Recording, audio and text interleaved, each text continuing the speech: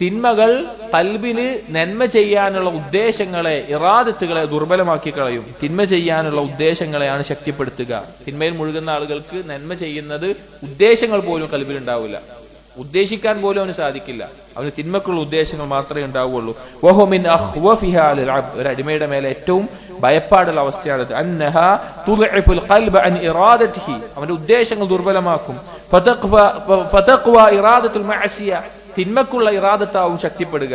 വതദ്ഉഫു ഇറാദത്തു തൗബതി ശൈഅൻ ഫശൈഅ, തിന്മ ചെയ്യുന്നതിനനുസരിച്ച് തൗബ ചെയ്യാനുള്ള ഉദ്ദേശം കുറഞ്ഞുകൊണ്ടിരിക്കും. ഇലാ അൻ തൻസലഖ മിൻ ഖൽബിഹി ഇറാദത്തു തൗബതി ബിൽ കുല്ലിയ, തൗബ ചെയ്യുന്ന കാര്യമേ അവൻ ഒഴിവാക്കും. തിന്മയുടെ വലിയ അപകടമാണത്. തിന്മ ആദ്യം ഒരു തിന്മ ചെയ്യുമ്പോൾ നമ്മൾ തൗബ ചെയ്യും, പിന്നെ ചെയ്യുമ്പോൾ ചെയ്യും, പിന്നെ ചെയ്യുന്നതനുസരിച്ച് തൗബ ചെയ്യാനുള്ള ഉദ്ദേശം കുറയും, അവസാനം പൂർണ്ണമായിട്ട് അത് ഒഴിവാവും.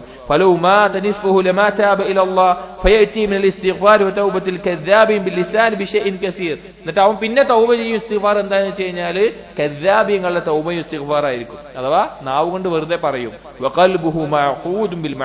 ഖൽബ് തിന്മയുമായിട്ട് കെട്ടിക്കുടുങ്ങിയ അവസ്ഥയിലായിരിക്കും. മുസിറുൻ അലൈഹ, അതിൽ തുടർന്നുകൊണ്ടേയിരിക്കും. ആസിമുൻ അലാ മുവാഖിഅതിഹാ മതാ അംകനഹു, അതിന് പറ്റുന്ന എപ്പോഴൊക്കെയാണ് പറ്റുക അപ്പോഴൊക്കെ തിന്മവും ചെയ്യും. വഹാദാ മിൻ അഅ്ളമിൽ അംറാദ് വഅഖ്റബിഹാ ഇലൽ ഹലാക്, ഇത് മാരകമായ രോഗവും അവന്റെ നാശത്തിന് ഏറ്റവും അടുത്തിട്ടുള്ള അവസ്ഥയുമാണ്.